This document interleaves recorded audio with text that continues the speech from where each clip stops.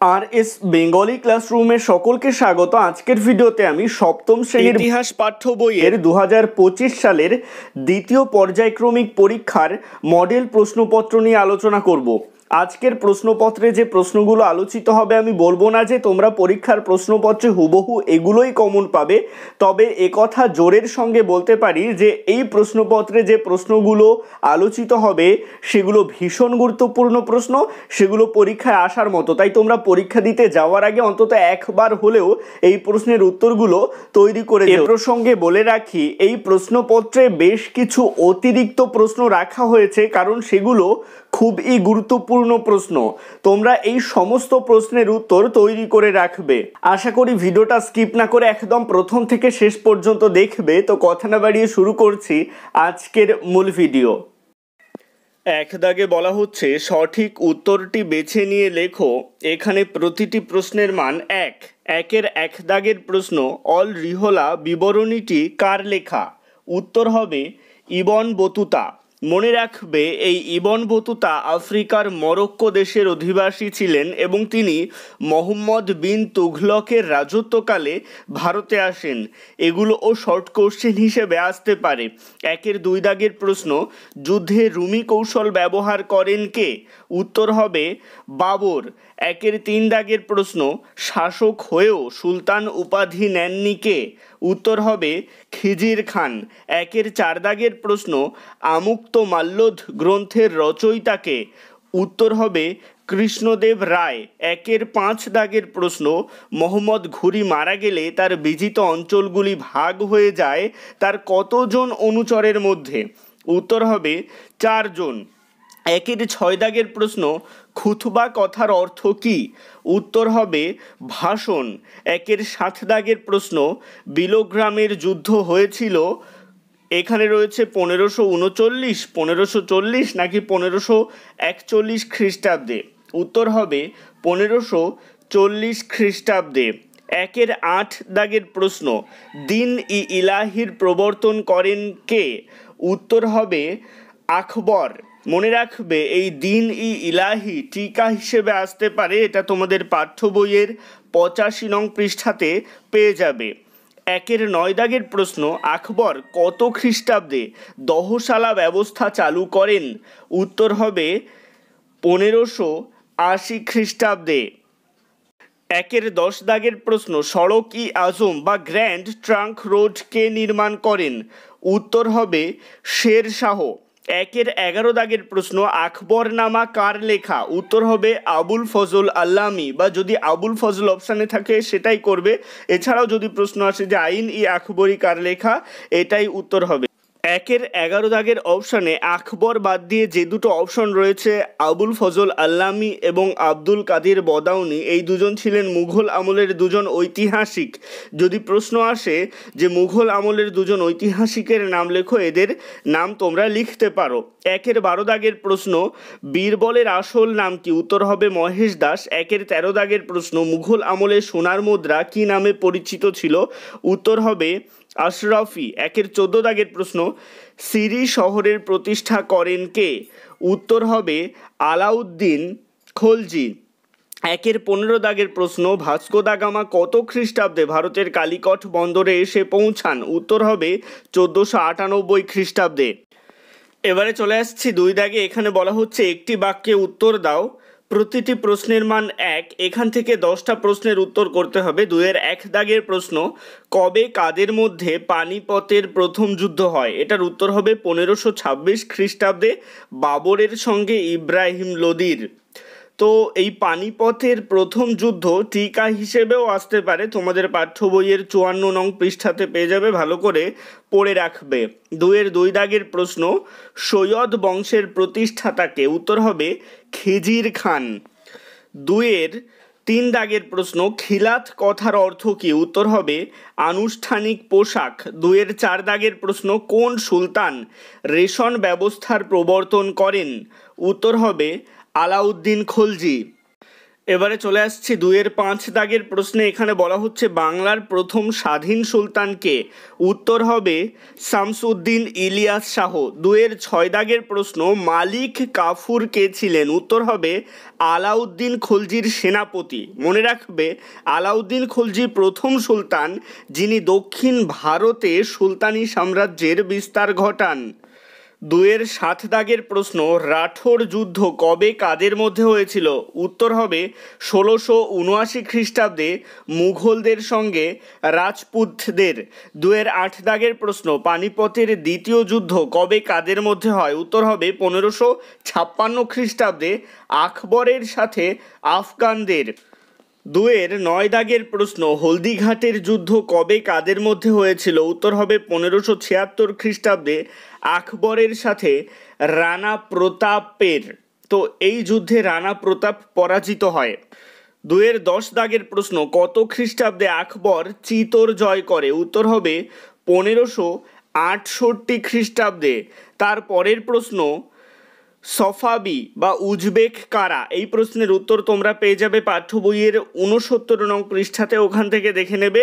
তারপরের প্রশ্ন 2-12 দাগের প্রশ্ন, ওয়াতান শব্দের অর্থ কী? এই প্রশ্নের উত্তর তোমরা পেয়ে যাবে পাঠ্য বইয়ের 80 নং পৃষ্ঠাতে। তারপরের প্রশ্ন 2-13 দাগের প্রশ্ন, ওলন্দাজ বা দিনেমার কারা? এই প্রশ্নের উত্তর তোমরা পাবে পাঠ্য বইয়ের 107 নং পৃষ্ঠাতে। মুঘল সাম্রাজ্য অধ্যায় থেকে আরও একটা শর্ট কোশ্চেন তোমরা মনে রাখবে, যাবতী কাকে বলে? এটার উত্তর হবে জমি জরিপের ভিত্তিতে রাজস্ব নির্ধারণ করার পদ্ধতিকে বলা হয় যাবতী। এই যাবতী 2 নম্বরের প্রশ্ন হিসেবেও আসতে পারে, পাঠ্য বইয়ের 86 নং পৃষ্ঠা থেকে পড়ে নেবে। তারপরে চলে আসছি 2-14 নং প্রশ্নে। এখানে বলা হচ্ছে ইংলিশ ইস্ট ইন্ডিয়া কোম্পানি তৈরি হয়েছিল কত সালে? উত্তর হবে 1600 সালে। 2-15 দাগের প্রশ্ন, সুলতানি আমলে রূপো ও তামার মুদ্রাকে কি বলা হতো? রূপোর মুদ্রাকে বলা হতো তঙ্কা, আর তামার মুদ্রাকে বলা হতো জিতল। মনে রাখবে। 2-16 দাগের প্রশ্ন, কিলা মুবারক কি নামে বিখ্যাত? উত্তর হবে লালকেল্লা। 2-17 দাগের প্রশ্ন, মুঘল আমলের সবচেয়ে ছোট ঘরকে কি বলা হতো? উত্তর হবে কোঠরি। আর যদি প্রশ্ন আসে যে সবচেয়ে বড় ও সুন্দর বাড়িকে কি বলা হতো? উত্তর হবে হাভেলি। তার পরের প্রশ্ন 2-18 দাগের প্রশ্ন, কিলারাই পিথোরা শহরটিকে নির্মাণ করেন? উত্তর হবে পৃথ্বীরাজ। এই প্রশ্নের উত্তর রয়েছে পাঠ্য বইয়ের 93 নং পৃষ্ঠাতে। এই 93 নং পৃষ্ঠাতে দেখবে আরও বিভিন্ন শহরের নাম রয়েছে এবং সেই শহরগুলো কে প্রতিষ্ঠা করেন তার নামও দেওয়া রয়েছে। তাই এই অংশটা একটু ভালো করে পড়বে পাঠ্য বইয়ের 93 নং পৃষ্ঠার। এবারে চলে আসছি 3 দাগে। এখানে বলা হচ্ছে সংক্ষেপে উত্তর দাও, প্রতিটি প্রশ্নের মান 2। এখান থেকে 4টি প্রশ্নের উত্তর লিখতে হবে। 3-1 দাগের প্রশ্ন, সুলতান ইলতুৎমিশের সামনে প্রধান 3টি সমস্যা কি ছিল? এই প্রশ্নের উত্তর রয়েছে পাঠ্য বইয়ের 45 নং পৃষ্ঠাতে। এই প্রশ্নটাই একটু ঘুরিয়ে আসতে পারে যে কিভাবে সেই সমস্যার মোকাবিলা তিনি করেন। এভাবে যদি একটু বাড়িয়ে প্রশ্নটা আসে সেক্ষেত্রে কিন্তু এটা 5 নম্বরের প্রশ্ন হিসেবে আসতে পারে, তাই সেভাবে এটা পড়ে রাখবে। 3-2 দাগের প্রশ্ন, সিজদা ও পাইপস বলতে কি বোঝো? এই প্রশ্নের উত্তর তোমরা পাবে পাঠ্য বইয়ের 47 নং পৃষ্ঠাতে। তারপরের প্রশ্ন 3-3 দাগের প্রশ্ন, খলজি বিপ্লব সম্পর্কে আলোচনা করো। এই প্রশ্নের উত্তর পাবে তোমরা পাঠ্য বইয়ের 47 নং পৃষ্ঠাতে। 3-4 দাগের প্রশ্ন, দাগ ও হুলিয়া ব্যবস্থা সম্পর্কে আলোচনা করো। এই প্রশ্নের উত্তর তোমরা পাবে পাঠ্য বইয়ের 55 নং পৃষ্ঠাতে। 3-5 দাগের প্রশ্ন, 12 ভূঁইয়া নামে কারা পরিচিত? এই প্রশ্নের উত্তর তোমরা পাবে পাঠ্য বইয়ের 77 নং পৃষ্ঠাতে। 3-6 দাগের প্রশ্ন, সুলহ ইকুল কি? এই প্রশ্নের উত্তর তোমরা পাবে পাঠ্য বইয়ের 85 নং পৃষ্ঠাতে। দেখো 2 মার্কের যে প্রশ্নগুলো রয়েছে এগুলো যে 2 মার্ক হিসেবেই আসবে তা নয়, এগুলো একটু বাড়িয়ে 3 নম্বরের প্রশ্ন হিসেবেও আসতে, তাই প্রতিটি প্রশ্নের উত্তরের তথ্যগুলো একটু বেশি বেশি করে পড়ে রাখবে। 3-7 দাগের প্রশ্ন, পাট্টা ও কবুলিয়ত কি? এই প্রশ্নের উত্তর তোমরা পাবে পাঠ্য বইয়ের 73 নং পৃষ্ঠাতে।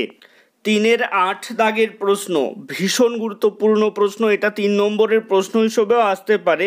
দাক্ষিণাত্য ক্ষত, এই প্রশ্নের উত্তর তোমরা পেয়ে যাবে পাঠ্য বইয়ের 84 নং পৃষ্ঠাতে 3-এর 9 দাগের প্রশ্ন, ভীষণ গুরুত্বপূর্ণ প্রশ্ন, হুন্ডি বলতে কি বোঝো? এই প্রশ্নের উত্তর তোমরা পেয়ে যাবে পাঠ্য বইয়ের 103 নং পৃষ্ঠাতে।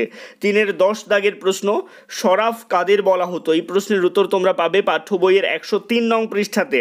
3-এর 11 দাগের প্রশ্ন, টিকা লেখো চাঁদনি চক। এই প্রশ্নের উত্তর তোমরা পাবে পাঠ্য বইয়ের 98 নং পৃষ্ঠাতে। 3-এর 12 দাগের প্রশ্ন, মধ্যযুগে বা সুলতানি ও মুঘল যুগে দেশের অভ্যন্তরীণ বাণিজ্য সম্পর্কে আলোচনা করো। এটা 3 নম্বরের প্রশ্ন হিসেবে আসতে পারে।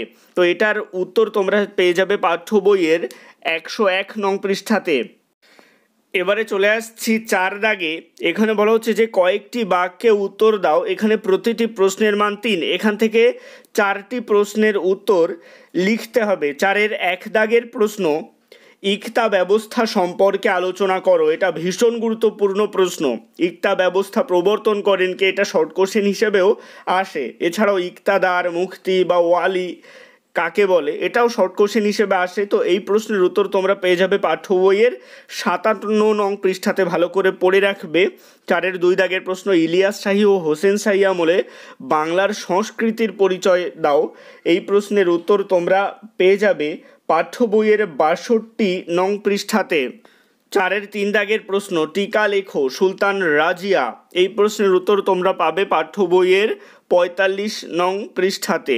তারপরের প্রশ্ন, 4-এর 4 দাগের প্রশ্ন, মনসবদারি ও জায়গিরদারি ব্যবস্থা সম্পর্কে আলোচনা করো। এটা আলাদা করেও আসতে পারে যে মনসবদারি ব্যবস্থা টিকা লেখো বা জায়গিরদারি ব্যবস্থা টিকা লেখো। এই প্রশ্নের উত্তর তোমরা পেয়ে যাবে পাঠ্য বইয়ের 86 নং পৃষ্ঠাতে। 4-এর 5 দাগের প্রশ্ন, খানুয়ার যুদ্ধ ও ঘরগড়ার যুদ্ধ সম্পর্কে আলোচনা করো। এটা আলাদা করেও আসতে পারে যে খানুয়ার যুদ্ধ টিকা বা ঘরগড়ার যুদ্ধ টিকা। এই প্রশ্নের উত্তর তোমরা পাবে পাঠ্য বইয়ের 71 এবং 72 নং পৃষ্ঠাতে। 4-এর 6 দাগের প্রশ্ন, শাহজাহানবাদের নাগরিক বসতি কেমন ছিল আলোচনা করো। এই প্রশ্নের উত্তর রয়েছে পাঠ্য বইয়ের 99 নং পৃষ্ঠাতে। 4-এর 7 দাগের প্রশ্ন, ইউরোপীয় কোম্পানির কুঠিগুলি কেমন ছিল। এই প্রশ্নের উত্তর পাবে পাঠ্য বইয়ের 108 নং পৃষ্ঠাতে। 4-এর 8 দাগের প্রশ্ন, মুঘল শাসকরা কিভাবে বাণিজ্যে উৎসাহ দিত। এই প্রশ্নের উত্তর রয়েছে পাঠ্য বইয়ের 108 নং পৃষ্ঠাতে। এবারে চলে আসছি 5 দাগে। বলা হচ্ছে বিস্তারিত আলোচনা করো। এখানে প্রতিটি প্রশ্নের মান 5। এখান থেকে 2টো প্রশ্নের উত্তর লিখতে হবে। 5-এর 1 দাগের প্রশ্ন, শেরশাহের শাসন ব্যবস্থা বা সংস্কার সম্পর্কে আলোচনা করো। এটা ভীষণ গুরুত্বপূর্ণ প্রশ্ন, পরীক্ষায় আসার মতো। তো এই প্রশ্নের উত্তর রয়েছে পাঠ্য বইয়ের 73 নং পৃষ্ঠাতে। 5-এর 2 দাগের প্রশ্ন, মোহাম্মদ বিন তুঘলকের সংস্কারগুলো বা পরিকল্পনাগুলো সম্পর্কে আলোচনা করো। তাকে পাগলা রাজা বলা কতটা যুক্তিসঙ্গত বলে তোমার মনে হয়। এই প্রশ্নটাও ভীষণ গুরুত্বপূর্ণ। 5-এর 3 দাগের প্রশ্ন, আলাউদ্দিন খলজির বাজার দর নিয়ন্ত্রণ নীতি সম্পর্কে আলোচনা করো। এটাও ভীষণ গুরুত্বপূর্ণ প্রশ্ন। এই প্রশ্নের উত্তর তোমরা পেয়ে যাবে পাঠ্য বইয়ের 59 নং পৃষ্ঠাতে। 5-এর 4 দাগের প্রশ্ন, টিকা লেখো বন্দেগান ই চিহলগানি। এই প্রশ্নের উত্তর রয়েছে পাঠ্য বইয়ের 46 নং পৃষ্ঠাতে। 5-এর 5 দাগের প্রশ্ন, মুঘল ও রাজপুতদের সম্পর্ক বা এটা এভাবেও আসতে পারে যে আকবরের রাজপুত নীতি সম্পর্কে আলোচনা করো। ভীষণ গুরুত্বপূর্ণ প্রশ্ন, পরীক্ষায় আসার মতো। এই প্রশ্নের উত্তর তোমরা পেয়ে যাবে পাঠ্য বইয়ের 80 নং পৃষ্ঠাতে। 5-এর 6 দাগের প্রশ্ন, সুলতানি আমলে দিল্লির জল সংরক্ষণ ও জল সরবরাহ ব্যবস্থা সম্পর্কে আলোচনা করো। 5-এর 7 দাগের প্রশ্ন, মধ্যযুগের ভারতে দেশ ও বিদেশের বাণিজ্য সম্পর্কে আলোচনা করো। এই প্রশ্নের উত্তর রয়েছে পাঠ্য বইয়ের 102 নং পৃষ্ঠাতে। আর 5-এর 6 দাগের প্রশ্নের উত্তর রয়েছে পাঠ্য বইয়ের 95 নং পৃষ্ঠাতে। এই মডেল প্রশ্নপত্রে উল্লিখিত প্রত্যেকটা প্রশ্নের উত্তর তোমরা তৈরি করে যেও। আশা করি পরীক্ষায় ভীষণভাবে উপকৃত হবে। আজকের ভিডিওটা কেমন লাগলো অবশ্যই কমেন্টের মাধ্যমে জানিও। ভালো লাগলে লাইক করো এবং একই ক্লাসের বন্ধুদের সাথে ভিডিওটাকে শেয়ার করতে ভুলো না। ভালো থেকো, সুস্থ থেকো সকলে, আর অবশ্যই RS বেঙ্গলি ক্লাসরুমের সাথে থেকো।